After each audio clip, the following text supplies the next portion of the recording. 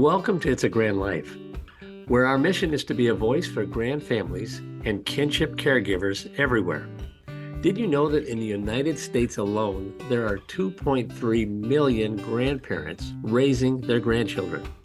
2.3 million. It's a Grand Life is committed to making a difference for those kids.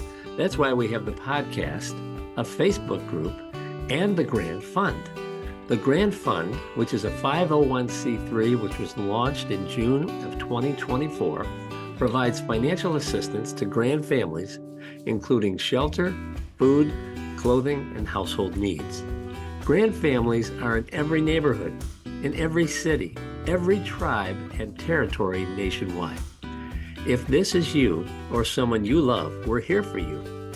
And we welcome you to join us on this mission. Our goal is to offer hope and resources to help you. Please subscribe to our YouTube channel and follow us wherever you get your podcasts and leave a review. You can also join our Facebook group. Just search for it under It's a Grand Life. And your reviews, comments, and sharing of our podcasts help us reach others that need assistance. Welcome to another episode of It's a Grand Life. Hi, this is Craig Nash. I'd like to welcome you to another It's a Grand Life. And I want to imagine that you find the right guy and you get married and you think he's going to be a church pastor for your entire career. And he would spend his weeks working on polishing his messages, and then the Almighty throws you a change-up and your actual congregation is way, way bigger than one church. Your new mission is built on building healthy families all over the West and Southwest. And since 2008, Finally Home has served over 1,800 families, if I'm not mistaken, with their programs and products. And we're going to dive into the story of Finally Home with the co-founder, Kristin Orphan. And as you know, our family's life changed dramatically 3 years ago when my wife and I became guardians of our granddaughter, Grace. We thought we had a plan to assist our daughter to raise her child as a single mom, but we had to adjust to some of life's curveballs as well. This is one of the reasons I'm so thankful for organizations like Finally Home. Finally Home assists foster, adoptive, and kinship families adjust to life curveballs with a very incredible degree of success. So grab a pen and a paper and get ready to be blessed. Kristin Orphan, I'd like to welcome you to It's a Grand Life. And we're so excited about the work you're doing and how your mission continues to expand. But what was it like thinking that, or did you and your husband know this was going to be our path? We think he's going to have a church, but no, we're going to do this other thing. No, this, like many of us, we definitely, our paths don't exactly follow what we imagine, especially when we're young, and certainly not even in family life. And of course, like you, Craig, and I appreciate your story, it doesn't, many of us have our unique version of that, right? And so even when the Lord called us to first kinship care, because we very first became guardians and conservators of my husband's brother-in-law, or sorry, my husband's brother, my brother-in-law, who's developmentally disabled. That was our first yes. And then going into really believing we were called to adopt and through foster care. So that was first, but of course, even in saying yes to expanding our family in that way, I thought we would just continue in the church ministry that both of us were doing. It just became clear a couple years in that was not realistic, nor was it the full ministry that the Lord was then calling us into, which, as you described so beautifully, was to reach beyond just the walls of our local church, but to call the church, capital C, to walking alongside of families like ours, because we all believe that it is God's heart to open our homes. And of course, that looks different for everybody in terms of both, you and I both started with a need in our own family. And then through that, the Lord expanded our hearts to look even beyond that. But regardless, it is God's heart to care for those who do not have parents or families of their own. So it just so happens that for us, the Lord also asked us to link the church with families like ours so that as we walked in this calling, that we would continue to be supported and to live in community with the body of Christ. And that's not always as easy as it might sound for families like ours, because we have a lot of special circumstances and needs. It's not as easy as it sounds at all, but because families are complex organisms, and sometimes churches can be complex organisms, working with them and deacon boards and elder boards and everything else. But I just think it's so amazing that you guys started on one path and the Lord just totally changed that all around. And he continues to expand and bless the work that you're doing. And what you just described, I don't know if our listeners caught that, but you're really working in all three phases of the family. You're dealing with the foster family, you're dealing with the adoptive family, and the kinship care arena. And I don't know of a lot of organizations, maybe because I don't know everybody out there working in this space, but you have a colleague, I guess, called Foster Kinship in Las Vegas, Nevada. They are in all three areas there, and you are as well. So it's that really makes for a unique organization, right? You're not just focusing on kinship. And how did that just come together organically, or was this something that you and Mark said from the beginning? Hey, we're going to go after all three here because we don't have enough balls to juggle. Let's add all. Um, well, as you know, things do evolve. I mean, our story started that way, and then even though we were certified foster to adopt parents, our girls joined our family technically through kinship, because, as you know, Craig, that term kinship, I mean, in its purest form, it is family, but the government now actually has a much wider definition of kinship. And so there are many, not only grandparents, but obviously aunts and uncles, but even friends, even people who are loosely connected that are actually put in that category of kinship. And so, and that was us. So yes, we had the family situation, but because our girls were in an emergency situation, we were actually connected with them through a ministry. So we went first and foremost, even as certified foster parents, because they were not in the foster care system at the time. We became their legal guardians and were given that, title of kinship, which, like I said, in essence, basically at this point is anyone with any sort of connection to the family. And, at the heart of that is that kids wouldn't have to go into foster care and be a part of the foster system. So I think it just made a lot of sense for us. We also just have a heart for family members who, like yourself, say, yes, we will go above and beyond to be that help. And in many cases, often, becoming the primary caregiver and raising their kids. So it just made a lot of sense. And what we also discovered is that even though all of us adoptive, and we've walked in on all of these roads, but adoptive, kinship, foster, we have a lot of uniqueness. And so it is important to recognize the different dynamics. We also have a lot in common. And so over all of these years, gathering all of those groups of people together to learn together has been a really beautiful thing. It just has helped us to be efficient. And then maybe in a certain event, we'll break up into small groups and we'll have people who, grandparents gather together. And so it's like we get to talk about our differences and our similarities. And we've just found that we just have a whole lot in common, those of us who have said yes. So it made a lot of sense to open the doors wide to say anything that we have, we want to share with all of those groups. Also, you're the expert in this, but many grandparents and family members are not involved in the system. And so for better and worse, because that, there's pros and cons to that. Right. But what it does mean is that there are not supports, financial or otherwise, So we absolutely did not want to prohibit any kinship care providers from being able to access anything and everything that we have that might be a benefit to them.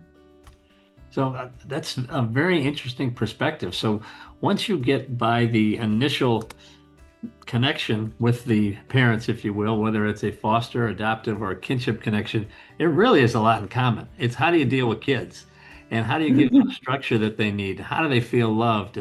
And so that it just makes so much sense. But are you seeing a number of kinship families where they do not want to be connected through the governmental entities, and they want to keep their privacy? They want to get all the support as possible through finally home, but they aren't interested in signing any documents and giving all sorts of information to the federal government or state government.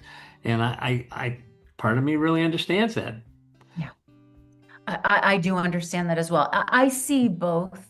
And I do believe that it has to do with your region and how friendly they are, how I guess how much confidence a family would feel that, yes, if I access this support, I'm not giving up my autonomy, and I just have seen, because we do work nationally, it varies significantly from region to region how accessible, there are a lot of areas where they don't require the giving up, quote unquote, of certain things, and yet they have these whole programs for kinship families. But I know that it just really depends on the region and the wisdom, the comfort level, the discernment of the family themselves, and where we stand, because we're not a government entity. We don't do contracts in that would prohibit us from serving this but not these folks over here, whatever. We can kind of stand in the gap there. And so in terms of answering your question, I just think that there is so much diversity across our nation in the way that the departments of human services interact with their communities, that it really is case by case and family by family. And that's, just to kind of circle back on where we started, that's why, our hope and dream would be that where families like ours really find support would be in the local church. The church really does have everything that we do need. Some would say social services has to exist because the church doesn't always do what we're able and called to do. Now, I say that cautiously because I just don't, my heart is that everybody would collaborate. I don't expect everyone to be all things to all people. That's why it does take collaboration. It's like, what do you have? What do you have? Let's bring it together and make something. But I do believe every church can do something.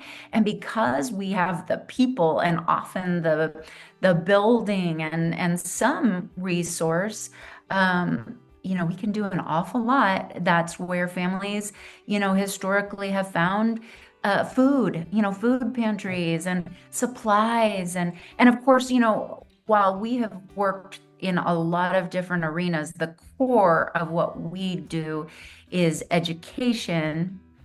Right. And that's both educating families as well as helping churches to understand more about families like ours. But, I would say that a church doesn't have to be, any church that would want to partner with us, they don't have to be an expert in trauma-informed parenting, because we have all of those resources. But Right. That's why we do what we do, because we would love for that to happen through the church while not putting the pressure on the church to become experts in everything. It's like, let us be the experts, but we're going to equip you so that at the end of the day, in that community, families are still finding what they need in a local church without having to reinvent the wheel, right?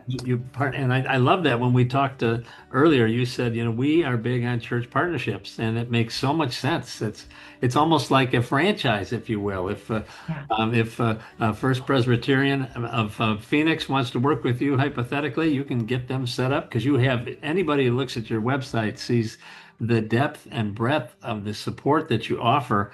And I am seeing churches around the country, some churches, really embrace supporting foster and adoptive and kinship. Maybe they'll take one of those groups or maybe all three, but it would be great if they knew about a Finally Home where they could give you a holler and you could determine what needs they want to address. And I'm sure you guys could fill the gap for them, and especially with the ability to do things virtually or in person.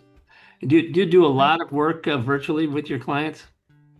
We do now. We have 4 full research-based online on-demand courses. So we have that. We also gather up in groups virtually. For all of these, 18 plus years, we have delivered in person our content through these family strengthening conferences, which were designed with the church in mind. And really the heart behind that all those years ago was because as you said, both my husband and I came out of being on staff at churches for years, so we get it. So they were designed for a church to facilitate. So, and I would say to any church that would be interested in partnering with us, yes, I mean, there are multiple ways you can send families to us in your name. You can just say, hey, this is something we, the local church can give you access to. And it's completely scalable to do these things in person. Like we can help you. We can help you do a fun superhero academy VBS. We just really believe in anything. The older I get, the more I just realize, it's not my job to tell a church what they're called to do. It just is my pleasure when a church says this is something that we feel very passionate or strongly about. How can you help us? Like you said, we've been working for all of these years to develop all these different programs. Most of the time we can say, oh, you're passionate about that. Like I'll just give you, for instance, there's a church in Irvine that is really passionate about their local school. And it just so happens that their local school, literally right next to them, has a very high percentage of both kinship and foster kids. Okay. And so that was just such a heart match for us. But they just said, we want to serve our school. So we just said, well, that's fantastic. Why don't we gift some of our toolkits for big emotions for some of those classrooms, because we know that kids from families like ours struggle with big emotions, and so this is a tool. So that's just a simple example of us. Well, there's another church in northern Colorado that actually has a large recovery population in their congregation, and a lot of them have been incarcerated, and their passion is to serve youth who are incarcerated and to be there for them when they get released. Well, we have been using since October, equipping that church to use our Solid Rock students' mentoring workbooks in this youth prison. And it has been beautiful because, there are a lot of kids in prison who were in foster care, and a lot of them, that's going to be the place they return. So there's so much overlap there as well. So ultimately, we love for a church to say, you know what? Could you equip our child care workers, because we're having a lot of mental health issues going on in childcare? Absolutely. So we're not here to say you should do this, you should do that. We just believe that the Lord has allowed us personal experience, study, all resources to be able to develop things that we can help to equip the church in this particular arena to do what they desire to do for their community. That is beautiful. I mean, that's you are being all things to all men if the door opens up. And are there any interdenominational issues or no? You're just talking about helping the kids. Doesn't matter what stripe you have on the uniform. Not at all. And when we talked last time, you were really focusing, you said you guys focus on 4 needs for the families: the education, connection, behavioral health, and respite. And are there any other things you want to add to that? Or that's really a handful of what folks like me really need? Sure.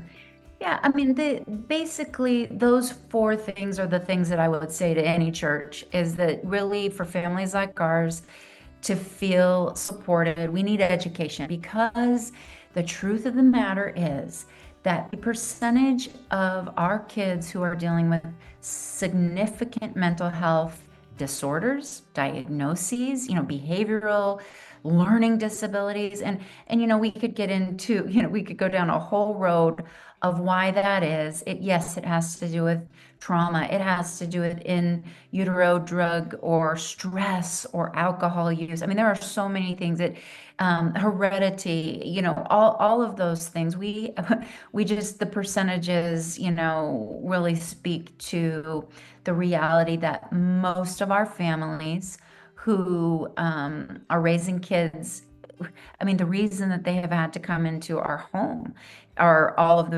many of the reasons why they have significant behavioral challenges. So there's an education piece to that says we do need information to help us to understand, because we often cannot parent our children the way we were parented, or even the way we parented our biological children.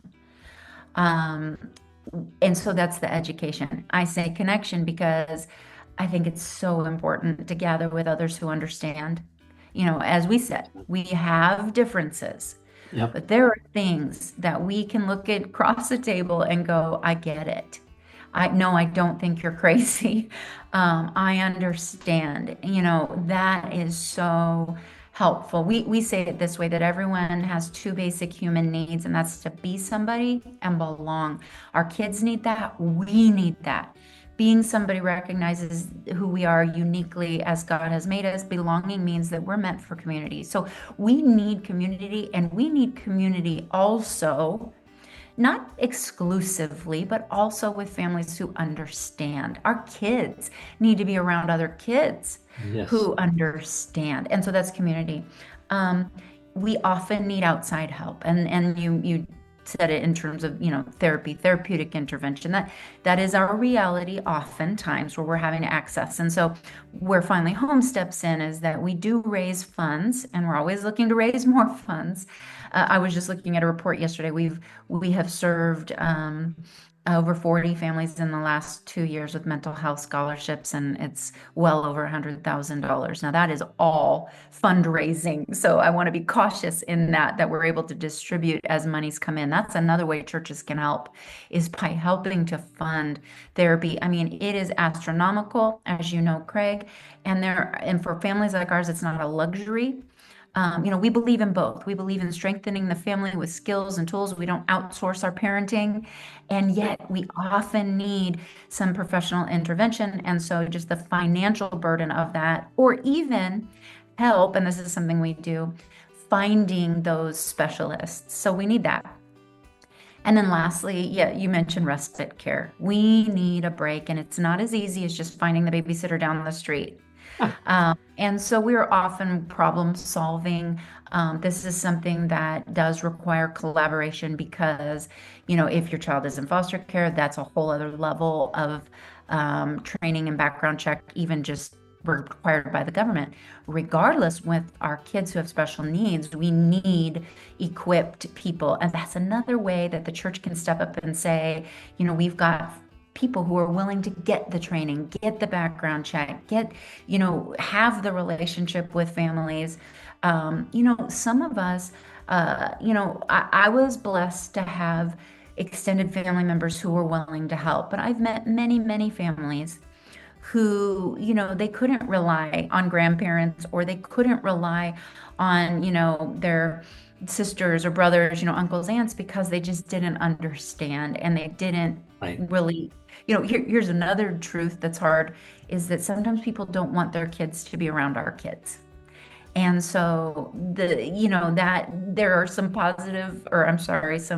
reasonable reasons for that. And yet that's why families like ours, we need help, and why so many of us go way too long without getting any sort of break. And that can break a family. So that's why I say those are the big four: education, connection, access to therapy, and respite. And when we all work together as the body of Christ, we can solve those things. And what I'm constantly telling families is,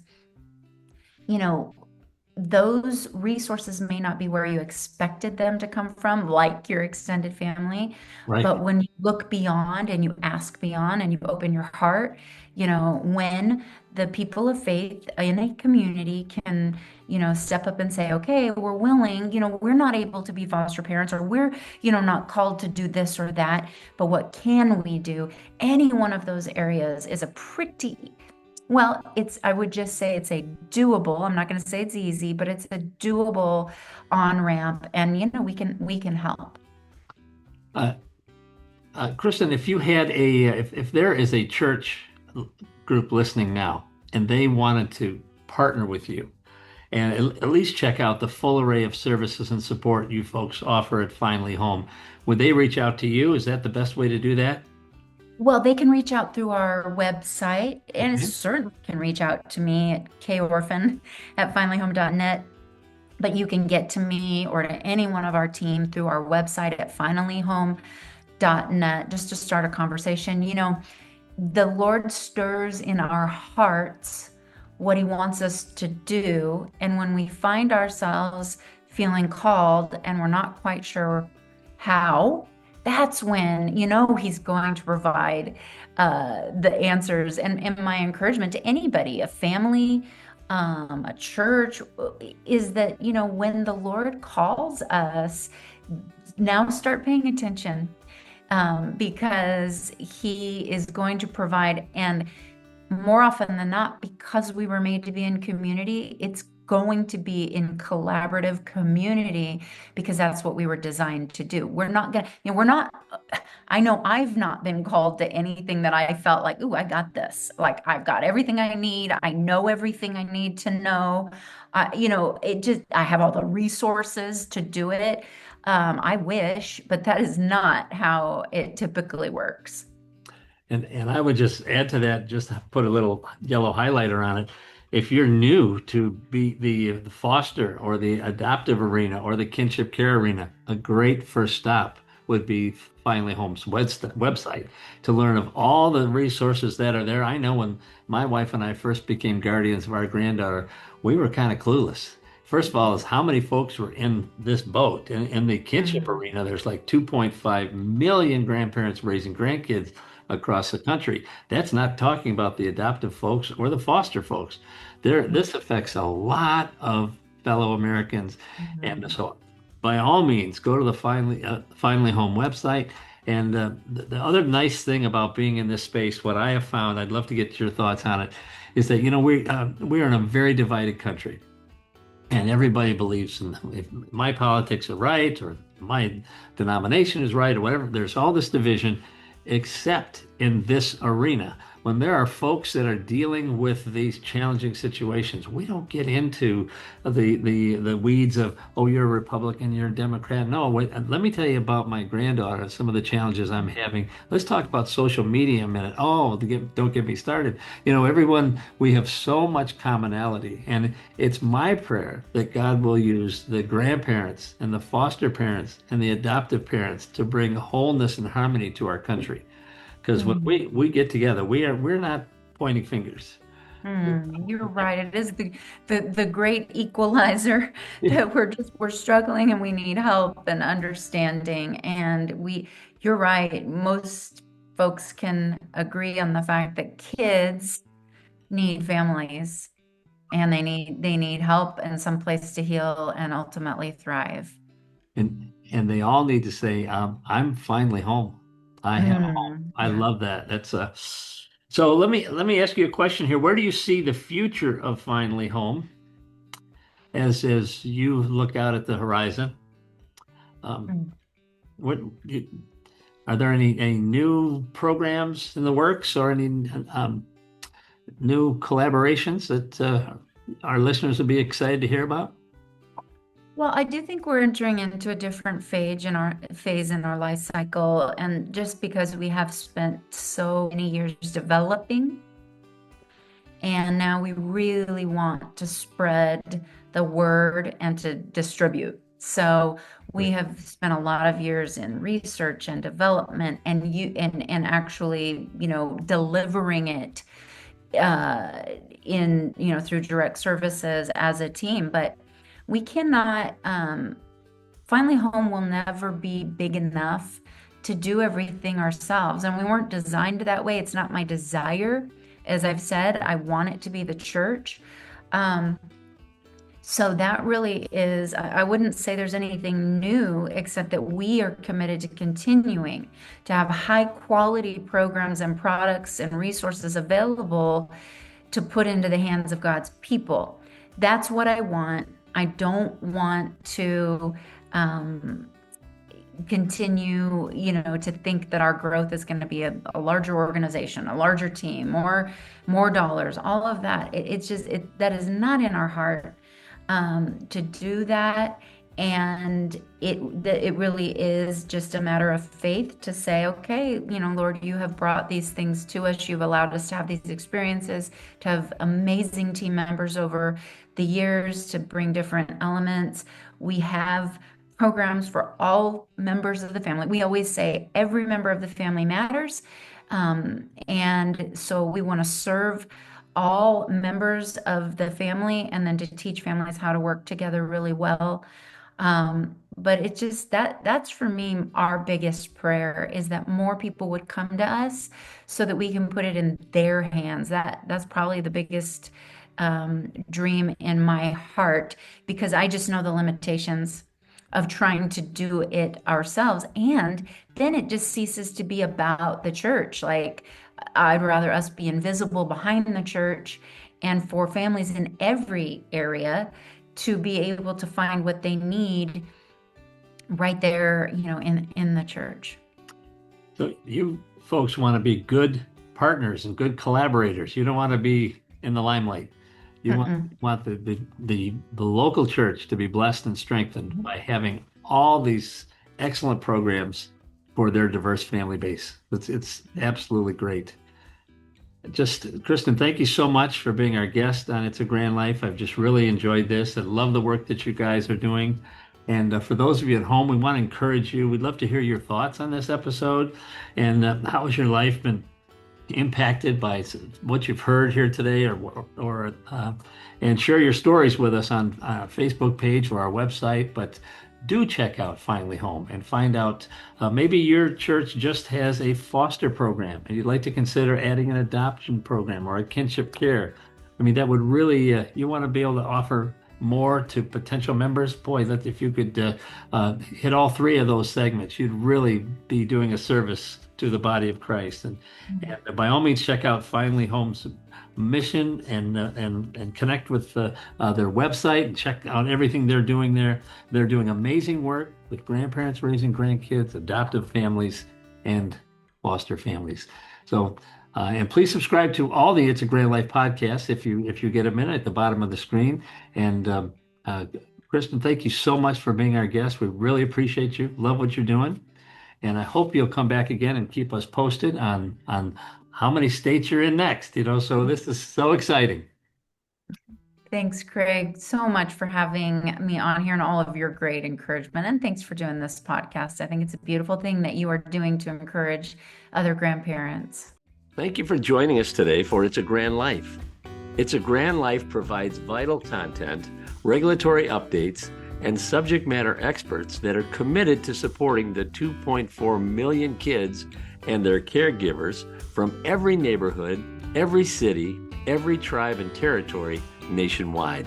Please subscribe to our YouTube channel or wherever you get your podcasts and leave a review. Every new subscriber and review helps us reach others that need assistance. As caregivers, we are united in purpose. We are driven by hope while providing strength for today and hope for tomorrow. We are truly making a difference while living the grand life. If you have a suggestion for a future episode, please reach out to us. But we'll see you next time for another It's a Grand Life. Thank you for joining us.